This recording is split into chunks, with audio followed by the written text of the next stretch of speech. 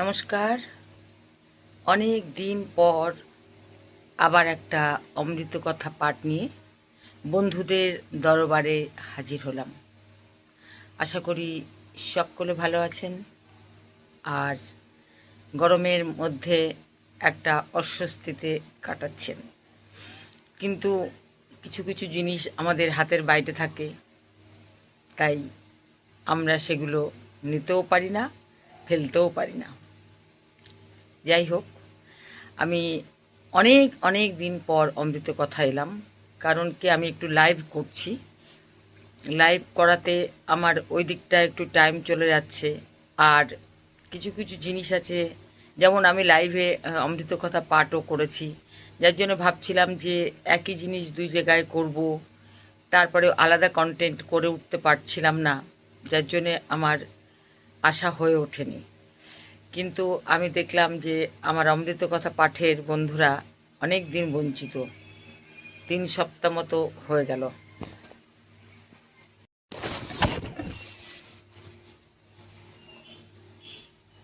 সবার আগে আমি গুরুদেবকে স্মরণ করে নিচ্ছি, তারপর পাঠে চলে যাচ্ছি। ওং অজ্ঞানতিমিরান্ধস্য জ্ঞানাঞ্জনশলাকায় চক্ষুরুন্মিলিতাং যেন তস্मै শ্রীগুরবে নমঃ। অখণ্ডমণ্ডলকারং ব্যপ্তং যেন চরচরম তৎপদং দর্শিতাং যেন তস্मै শ্রীগুরবে নমঃ।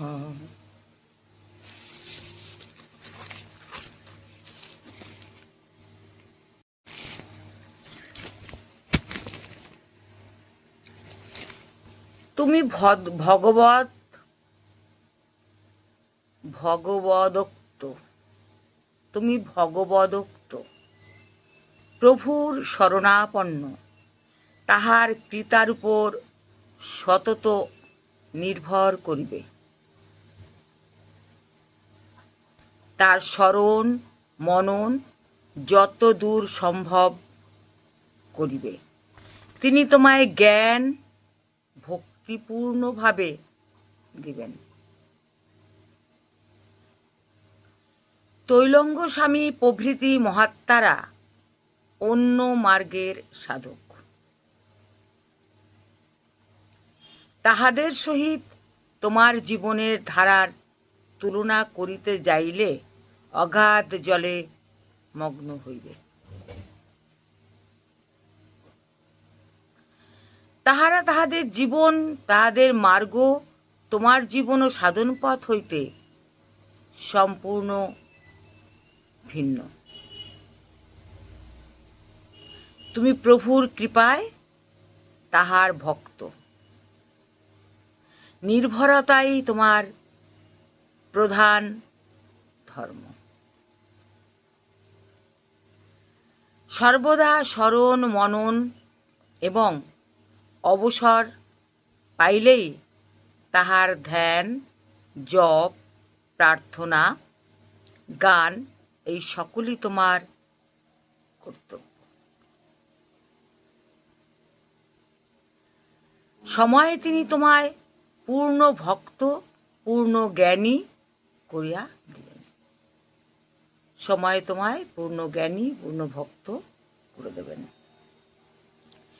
জীবন মুক্ত ও দেহান্তে ব্রহ্মাস্ত হওয়া মানে ঠিক যেন ঘরের দ্বারে দাঁড়ানো। এক পা ভিতরে এক পা বাহিরে, যে অবস্থায় ঘরের ভিতরে এক পা বাহিরে, যে অবস্থায় ঘরের ভিতরে দেখা যায় এবং বাহিরেও দেখা যায়, ইহাই জীবন মুক্ত অবস্থা।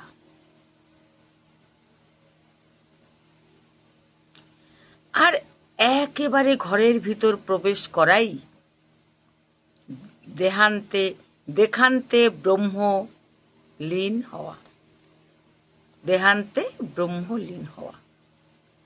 তখন বাহিরের আর কোনো জ্ঞানই থাকে না।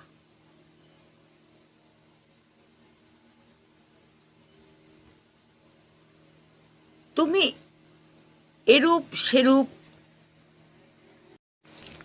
তুমি এরূপ সেরূপ সেবা কার্যাদি করিতেছ, তাহাই করিতে থাকো। ওসব প্রভুরই কাজ বলিয়া বিশ্বাস করিবে। কখন যদিও মনে অবিশ্বাস আসে, কখনো যদিও মনে অবিশ্বাস আসে, তাহার কাছে কাতরভাবে প্রার্থনা করিবে, প্রভু, আপনার নিজ ভক্তগণ বলিয়াছেন যে এইরূপ সেবা কার্যাদি সব আপনারই।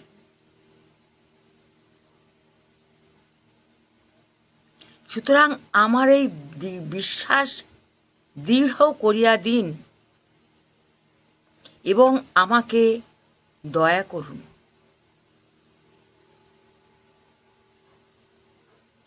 আপনার শ্রীচরণে ভক্তি বিশ্বাস দিন।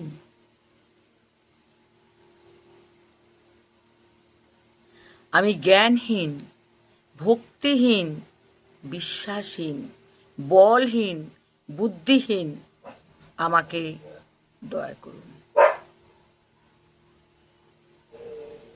এইরূপভাবে কাতরে তাহার কাছে প্রার্থনা করিবে, দেখিবে শান্তি পাইবে।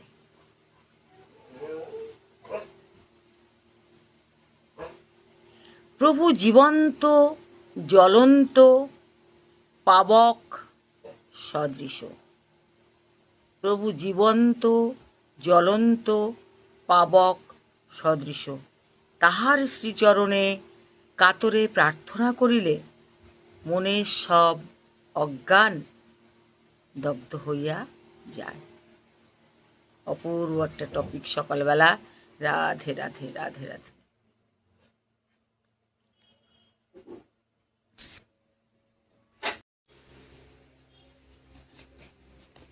তিনি দয়াল ঠাকুর। জীবের উদ্ধারের জন্যই তিনি দেহ ধারণ করিয়াছেন। তিনি দয়াল ঠাকুর, জীবের উদ্ধারের জন্যই তিনি দেহ ধারণ করিয়াছেন। এইরূপ ভাবনা করিবে, দেখিবে হৃদয়ে তাহার অস্তিত্ব প্রকাশ হইবে। তখন শান্তি পাইবে। মহাপুরুষের কৃপা পাইলে প্রভুকে উপলব্ধি হয় এবং শান্তি হয়। তুমি ভাগ্যক্রমে পরম কারুণিক। তুমি ভাগ্যক্রমে পরম কারুণিক।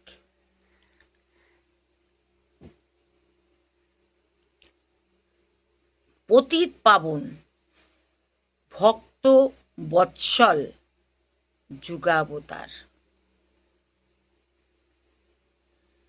তোমার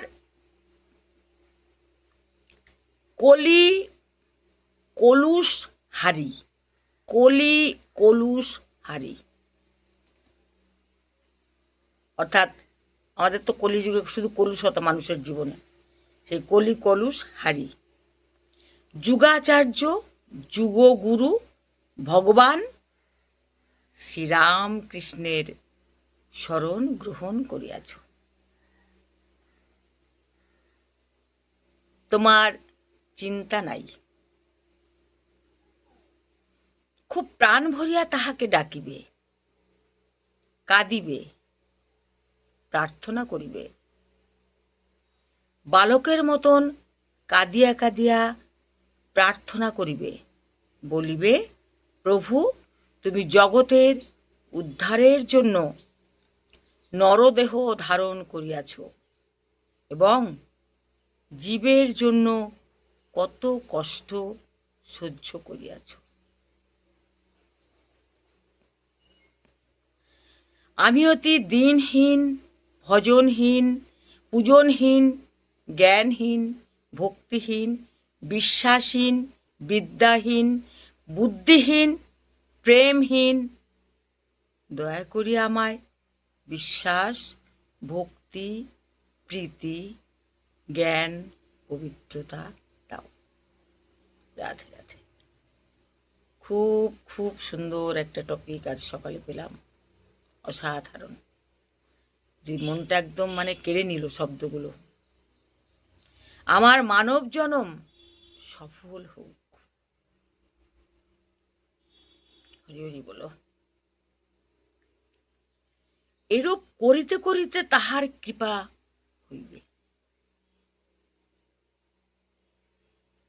তখন তাহার ধ্যান করিতে মন বসিবে,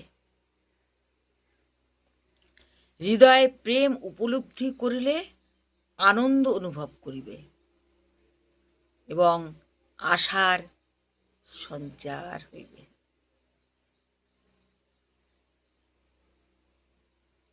তিনি জীবন্ত, জাগ্রত। তাহার কাছে সরলভাবে কাতরে প্রার্থনা করিলেই তাহার ফল নিশ্চয় পাইবে জানিও।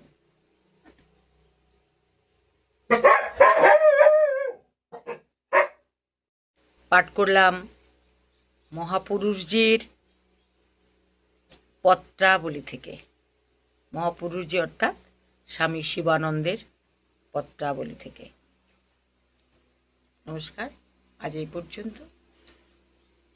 আবার অন্য একটা টপিক নিয়ে আবার অন্যদিন হাজির হব।